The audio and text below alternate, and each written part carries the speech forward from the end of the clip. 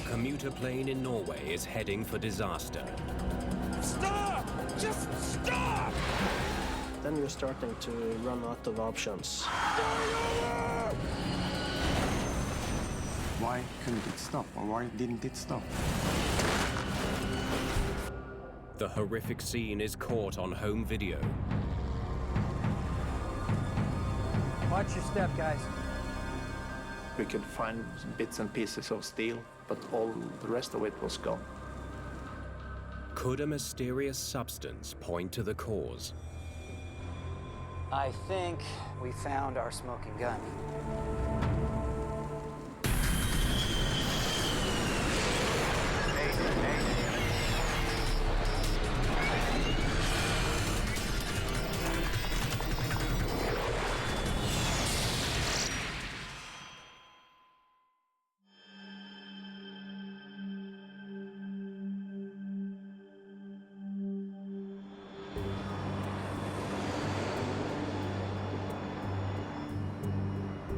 It's 7:20 a.m. High above the jagged coast of Norway, the crew of Atlantic Airways 670 reaches the peak altitude for a short 15-minute flight.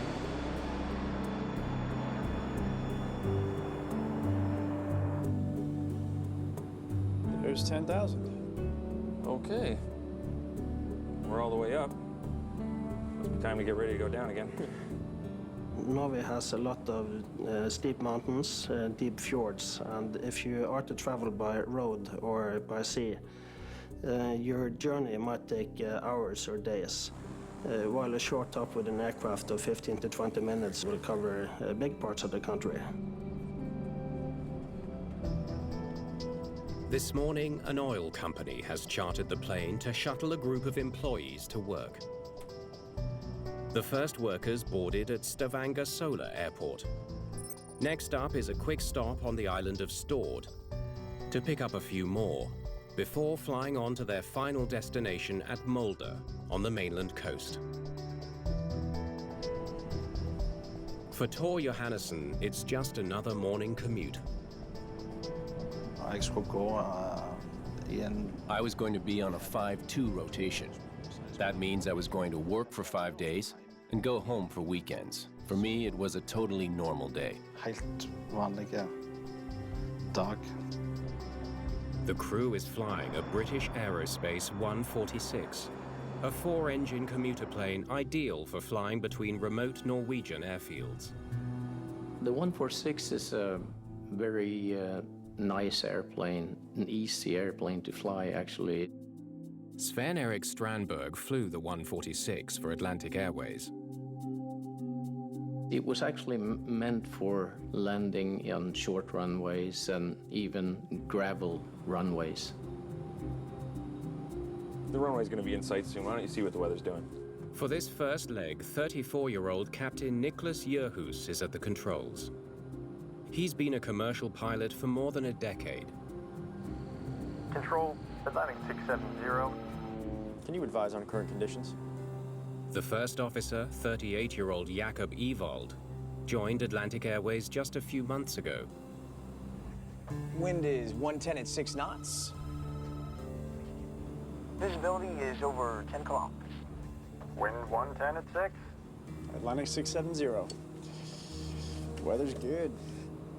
This was a early October morning. Just about clear skies and almost calm winds. So a very good day for flying. The plane was normal. Nothing that would predict something was wrong. It was cold, that was the only thing. It was early in the morning, and that's why I kept my jacket on.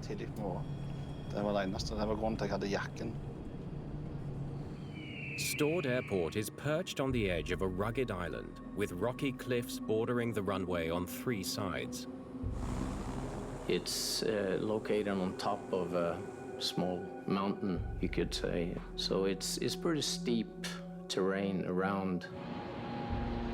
There's very little margin for error. Overshoot the runway, and you could end up in the sea below. You still planning on runway 15? Wind's 110 at 6 knots? Mm-hmm. Yep. So it's just a small tailwind. Let's take runway 33. That way we can do a straight in. You got it. Shortly before touchdown, the crew makes a last-minute change. They want to approach stored single runway from the southern end, known as runway 33, rather than circling around to land from the north end, known as runway 15. Control Atlantic 670. We'd like to do a visual into runway 33. Affirmative 670. The runway is free. You are cleared for a visual approach. Runway 33. Since they were coming from the south, a straight-in landing towards the northwest would be the most convenient way to land. The straight-in approach will put the airplane on the ground in less than 5 minutes. What's our landing speed? 112 knots. The crew now enters the busiest time in any flight. Set speed for final. They must simultaneously shed altitude and speed. Speed set. Flaps 20. And prepare the plane for touchdown. Flaps 20. You're deploying the flaps, you're putting the gear down, the wheels, if you will. Gear down. Gear is down. Flaps to full. Flaps full. Flight 670 is just 1 minute from the runway.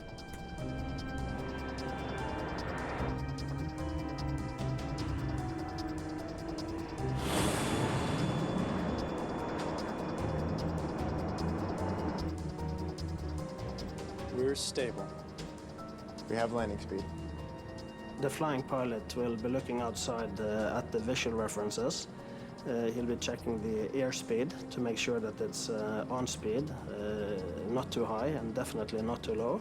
And when you're landing at an airport like Stord, which is fairly short, where stopping distance is an important factor, then you're extremely highly focused on the desired touchdown point.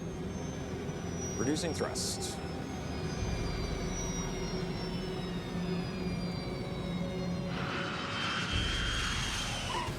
The plane touches down at 7:32 a.m.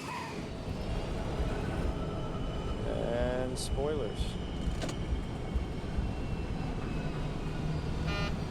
No spoilers.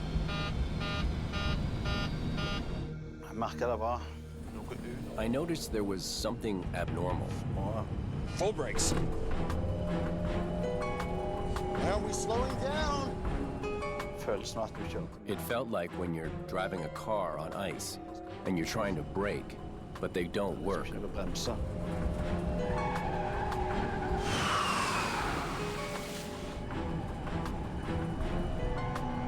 We're not stopping.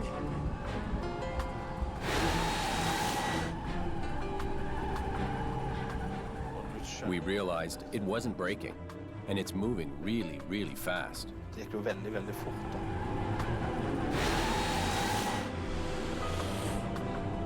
Speed!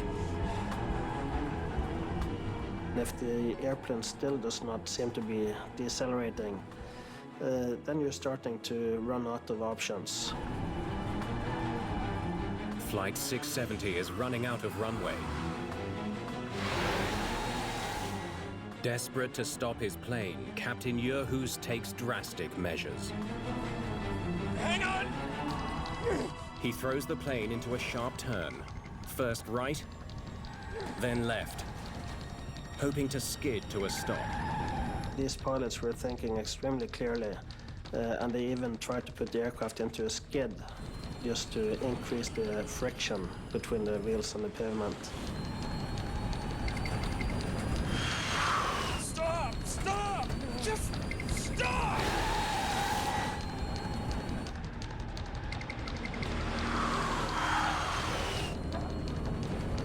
We're going over!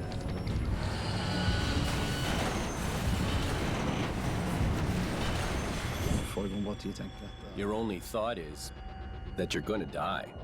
This is the end. Nå det slutt.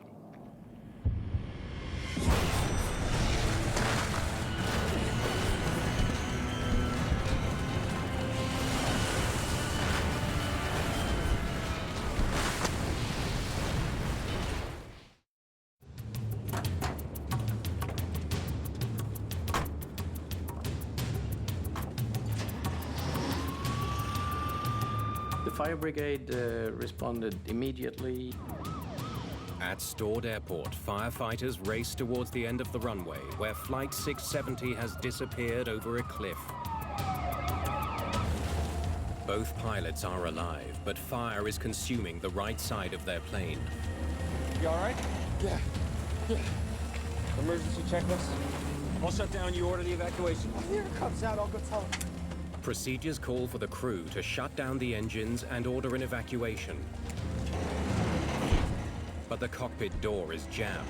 The door is stuck.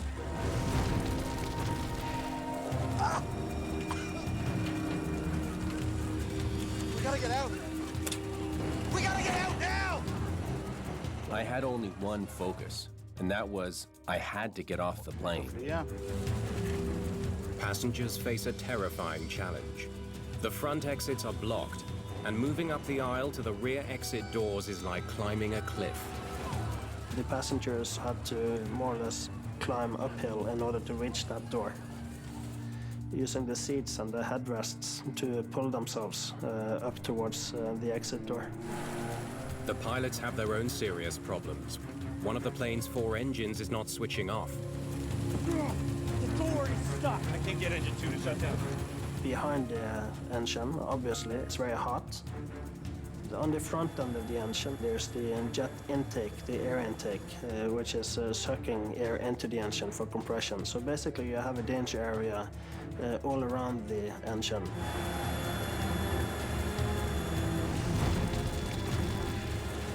That'll do. You're standing in the aisle, hearing the jet engines, and you're sure that you're going to die when you jump out behind the engines. Less than a minute after what seemed like a normal touchdown, all 16 people on board are scrambling for their lives.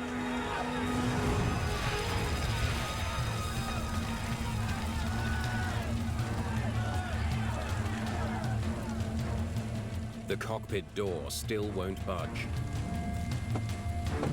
Hey, we have to get out of here.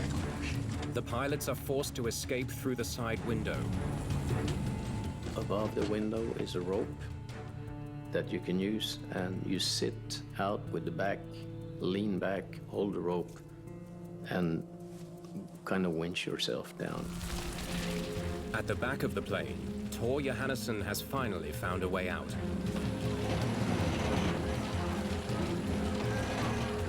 He escapes just before the plane bursts into flames. The interior burst into flames, and you couldn't see anything. The next moment, I'm outside the plane. I didn't think about whether I was relieved or happy. I was just full of adrenaline. My wife. I need to call my wife. A local resident records the terrifying scene as aviation fuel burns out of control. It takes fire crews nearly 2 hours to quench the flames. They had to stand up by the runway and direct their foam and water way down into the ravine, barely reaching the aircraft. 4 people are dead. Both pilots have survived. Tor Johannesson has suffered some painful burns, but it could have been much worse. I kept my jacket on, which saved my arms from being badly burned. There were tragic fatalities, but the fact that they managed to evacuate so many from the aircraft is really, really a feat which has impressed a lot of people in the industry. Sven Erik Strandberg spoke to the captain just after the crash. I tried to comfort him somehow there, but he didn't say much. I couldn't stop. Why couldn't I stop? Obviously in shock and trying to figure out what happened, I would say, you know.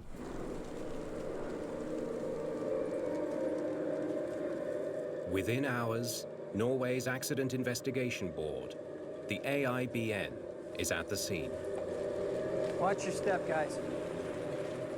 We knew very little in the beginning. We heard that it has skidded off the runway and it was burning and it was fatalities there. And then we knew it was serious. As they begin their work, there's only one thing investigators know for sure. We knew that this aircraft didn't manage to stop.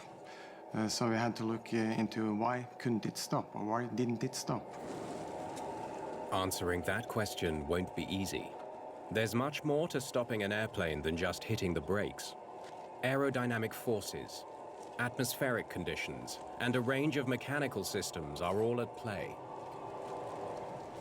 So the evidence they would find would need a deep technical analysis in order to draw conclusions from it, or at least meaningful conclusions. Flight 670 has come to rest nose down. One side rolled against the steep slope. We saw that this must have been a dramatic event. Investigators quickly realize the wreckage will give them few leads. Much of the plane has been completely consumed by the post-crash fire. It was almost nothing left. It was melted aluminum, and what we could find was some steel bolts and some steel shafts and bits and pieces of steel, but all the rest of it was gone.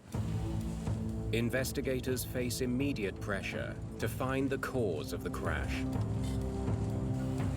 The BAE 146 is considered an ideal machine for Norway's challenging flying conditions. If there's a hidden flaw in the design of the aircraft, other lives could be at risk.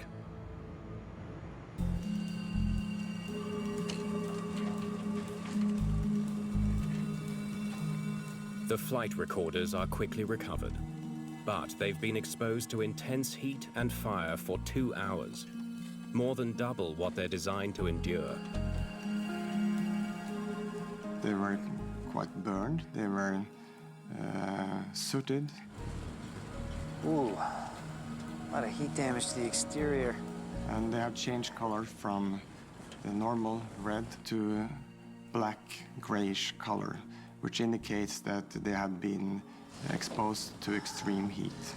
Well, let's hope the insides are in better shape. Investigators send them for analysis and hope for the best. We took both of the recorders to the British Accident Investigation Board, which are experts on reading out the recorders. For now, the runway itself is the best lead they have. Just record everything you see. Never know what might be important. We could see some marks at the runway that looked like being from the accident airplane. So that was very interesting. The skid marks might provide important clues about why the plane failed to stop. But analyzing them won't be easy. How many planes use this airport anyway? On this airport, there's a lot of skid marks. So it's a tricky part to determine which skid mark was from which aircraft. As they collect bits of debris from the runway, they notice a troubling detail about the surface. Runway's damp. It lacks a crucial safety feature. And there are no grooves. Most modern runways are lined with special grooves that carry away rainwater and help prevent pooling. It was raining at Stord earlier on the morning of the crash. A wet runway will make the runway more slippery, and it will increase the aircraft stopping distance. We're not stopping. Did a dangerously wet runway prevent Flight 670 from stopping? We're going over! Before its fatal plunge down a rocky embankment.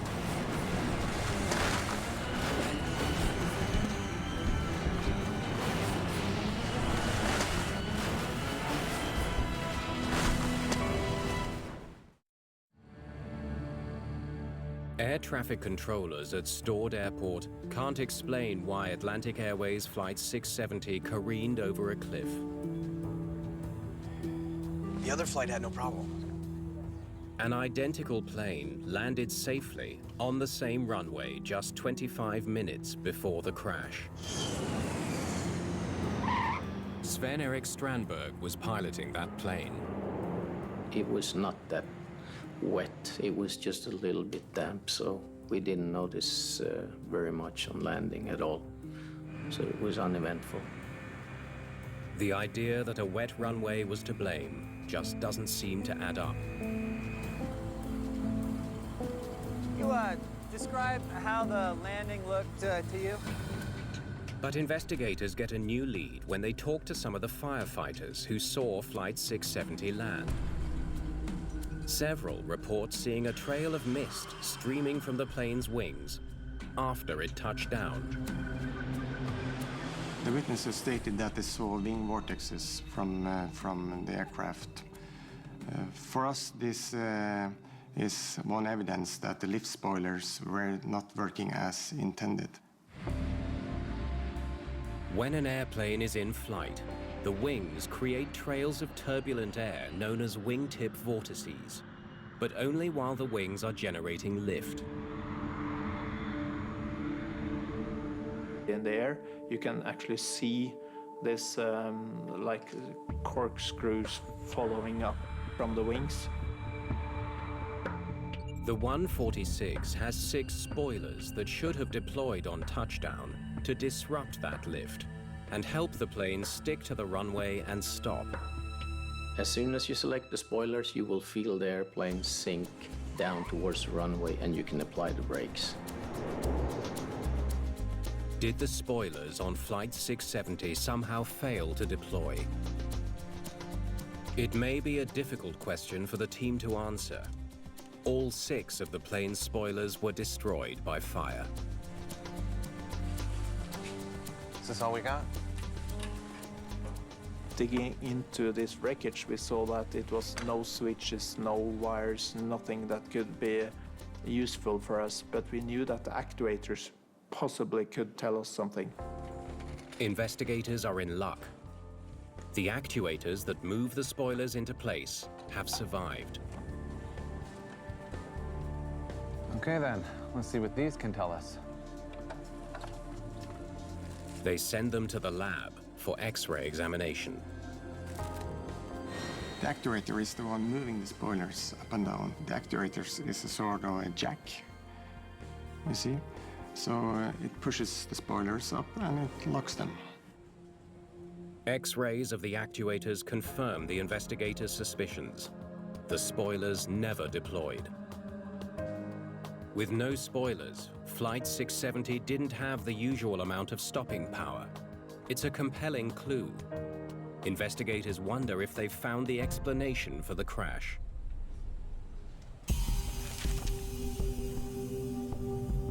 With no spoilers, they would need 40% more runway. As a safety feature, the British Aerospace 146 can stop without spoilers, but it takes a lot more runway.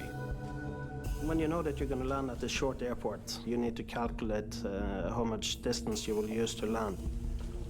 How long is this runway anyway? Perhaps the runway at Stord was simply too short for the plane to stop without this critical equipment. Stopping distance is 470 meters on a 1,200 meter runway. But it's a dead end. They had more than enough room to stop without spoilers. The last part of the runway, for instance, the speed should have been so low, so spoilers or no spoilers shouldn't be that important.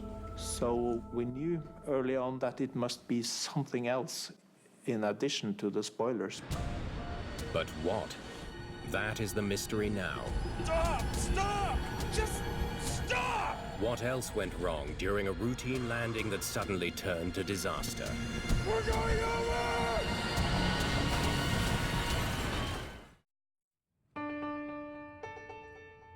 In their quest for answers about the fatal crash at Stord Airport, investigators have a vital witness, Captain Nicholas Yerhus.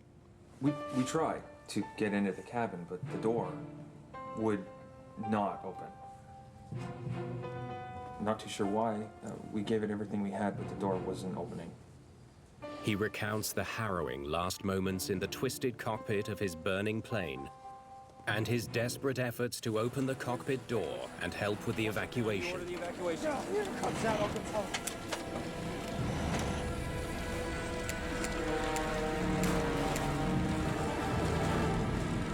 The door was a new type, which was reinforced for security measures. So opening it by kicking it and so forth would not be as easy as with an old type, basic type of door. Hey, we have to get out of here.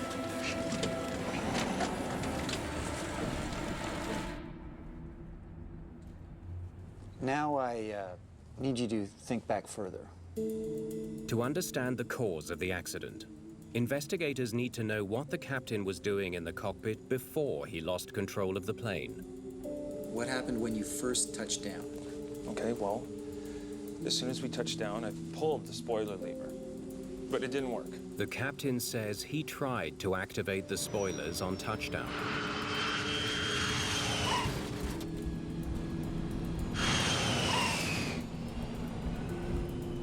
And spoilers. No spoilers. Full brakes. But they didn't engage. And that wasn't the crew's only problem. Their braking system seemed ineffective as well. We were slowing down. And I think we could have stopped if we just...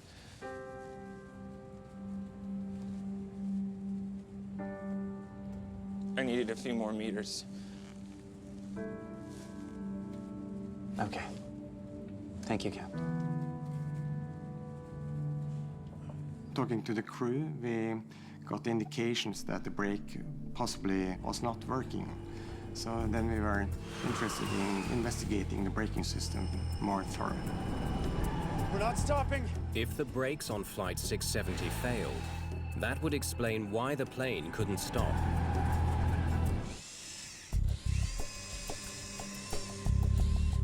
There might be evidence to support that theory on the flight data recorder.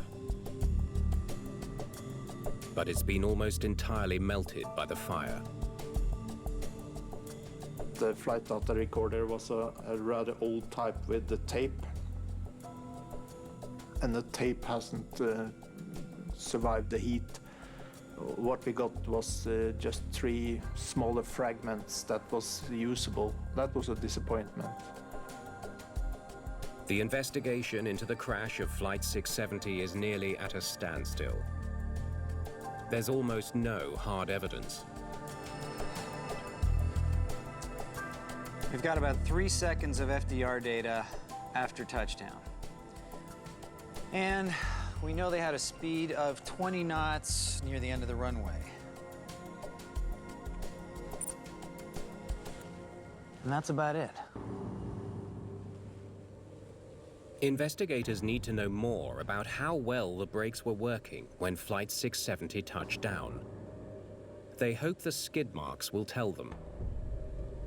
As they trace the marks along the runway, they notice something strange. Anyone seen skid marks this color before? Normal skid marks, they're like black lines along the runway, but this was more like a lightly colored brownish type of marks. Equally strange, the skid marks were dotted with unusual pieces of debris. It smelled like rubber, and it felt like rubber, but soft and sticky. The debris appears to be from the tires, but investigators have no idea why the tires would have disintegrated so severely. I have personally never seen such rubber grains on a runway before, so that was new to me. Investigators pin their hopes on the cockpit voice recorder. Okay, Let's see what we've got. Though the flight data recorder is beyond repair, technicians have managed to recover the recordings captured in the cockpit. There's 10,000. The manufacturer were able to repair the memory from the recorder and download the information. And the information were superb. This could be their last chance to solve the puzzle. The runway's going to be in sight soon. Why don't you see what the weather's doing? We had everything from takeoff to the accident. Control, Atlantic 670. They hope the sounds will reveal why Flight 670 didn't slow down. Visibility is over 10 kilometers. Wind 110 at 6. Atlantic 670. Fairly routine so far. They don't hear any mistakes. The communication between the pilots was very professional, down to the point, and exactly how a pilot would expect it to be on a flight like this. Wind's 110 at 6 knots? Yep. So it's just a small tailwind. Let's take runway 33. That way we can do it straight in. You got it. Bit of a tailwind. What's our landing speed?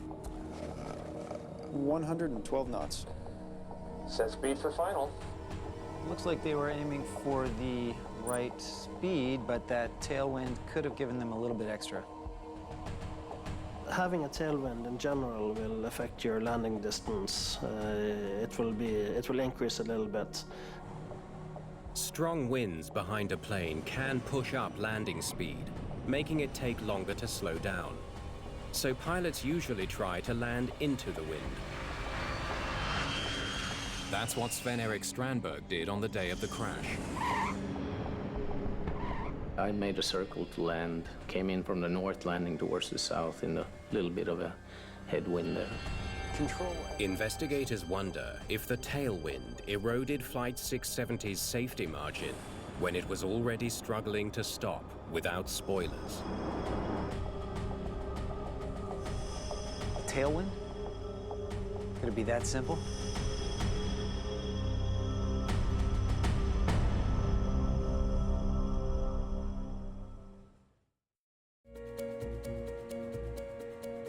Investigators review the history of the British Aerospace 146. They find 12 other incidents of the plane careening off the runway after touching down in a tailwind. It's a troubling record.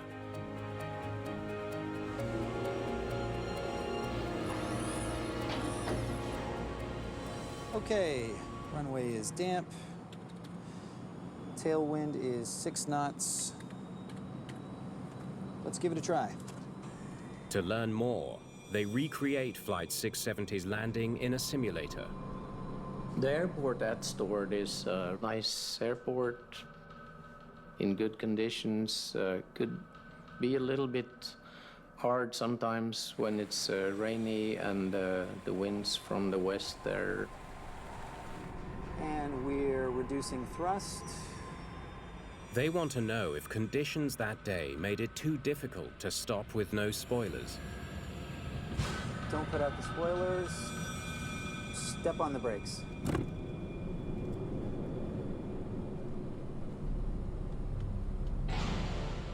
But the theory doesn't hold up. Okay. Looks like we're back to square one. Within acceptable limits, there was nothing wrong about landing with 5 knots tailwind. Even without spoilers to help slow the plane, the tailwind was not enough to push it over the edge. The answers investigators need remain elusive. What sent Flight 670 plummeting off the end of the runway? We're going over!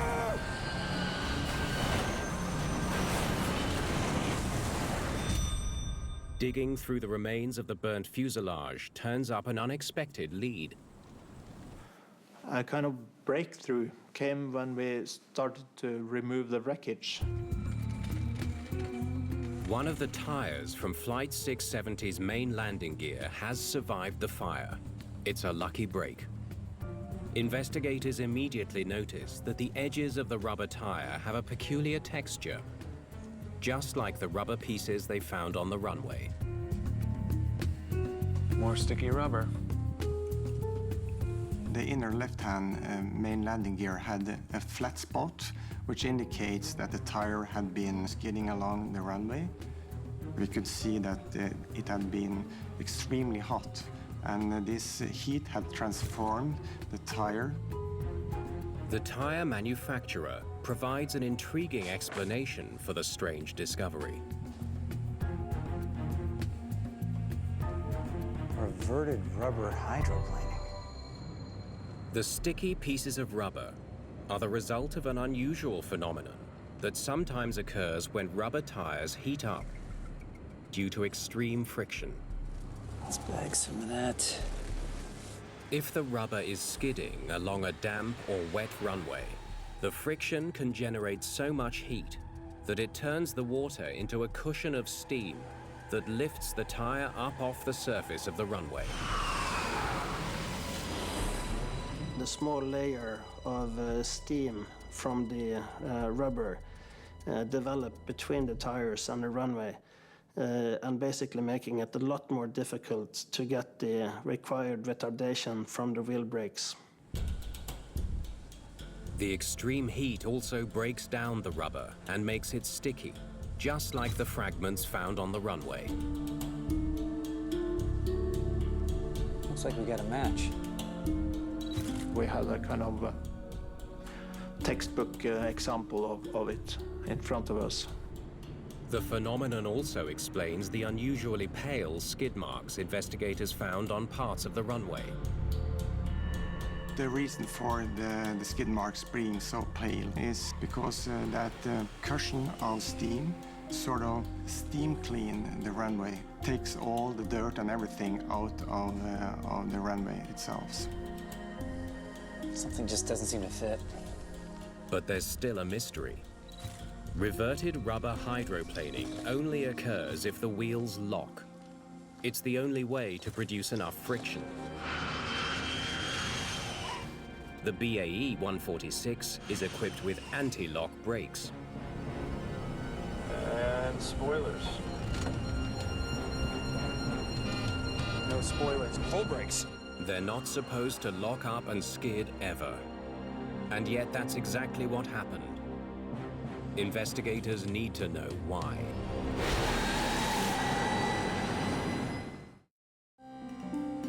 Investigators need a lead. They return to the sounds captured in the cockpit of Flight 670. Okay, go ahead, please. We didn't know what had happened mechanically in the aircraft. So then we had to look for other means. We have landing speed. Reducing thrust.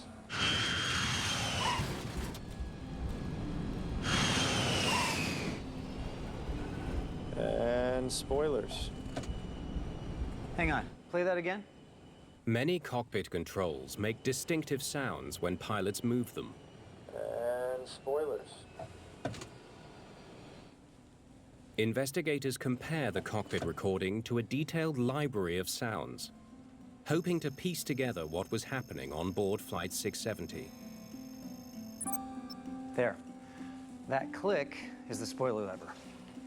The technique pays off. They're able to identify specific sounds, including the click of the spoiler lever. No spoilers. Full brakes. Listening closely, they soon hear another sound. A sound that could finally explain why the plane couldn't stop. We're not stopping. Stop. Can you match that? The chiming sound indicates the plane's emergency brake has been switched on. Play it again. We're not stopping. Listen to those tires. First the chime of the emergency brake, then they start skidding. It's a major breakthrough. We got the chime that proved that he has turned on the emergency brake. And a short period after that, we could hear the wheels, the noise from the wheels on the CVR. I think we found our smoking gun. Anti-skid and touchdown protection may not be available. Landing distance will be increased by 60%. Investigators learned that the emergency braking system on the British Aerospace 146 doesn't have anti-skid protection. That was the last piece in the puzzle that told us more about this braking situation.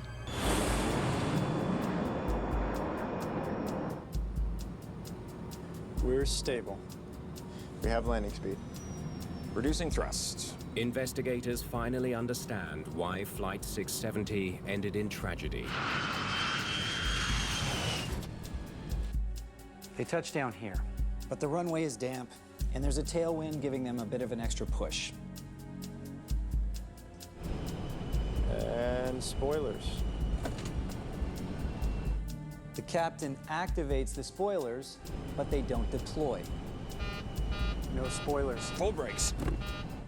Here, he switches on the emergency brake. We're not stopping. And that's the final straw. Which means basically that the wheels locked, as on a car with no anti-skid brakes. The plane's fate is sealed. We're going over!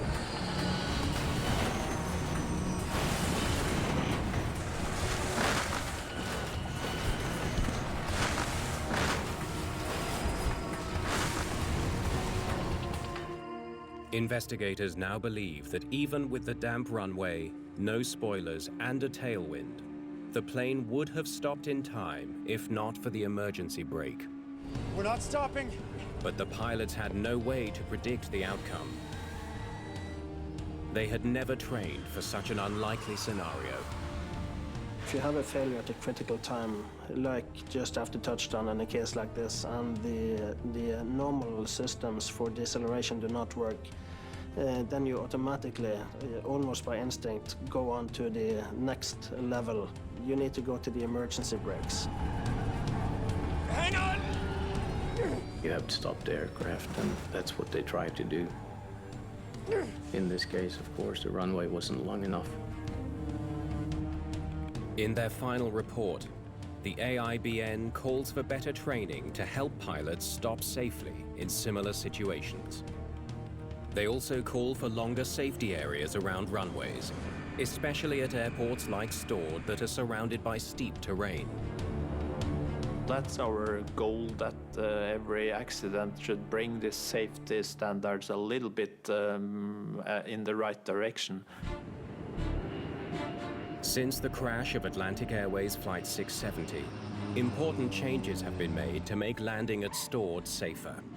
The runway is now longer, and grooves have been added to channel water off the surface in rainy weather. It's 50 meters longer now than before the accident, so I think positive things happened even though we had an accident. The main task is to improve safety, and the other is telling the story so others can learn from failures.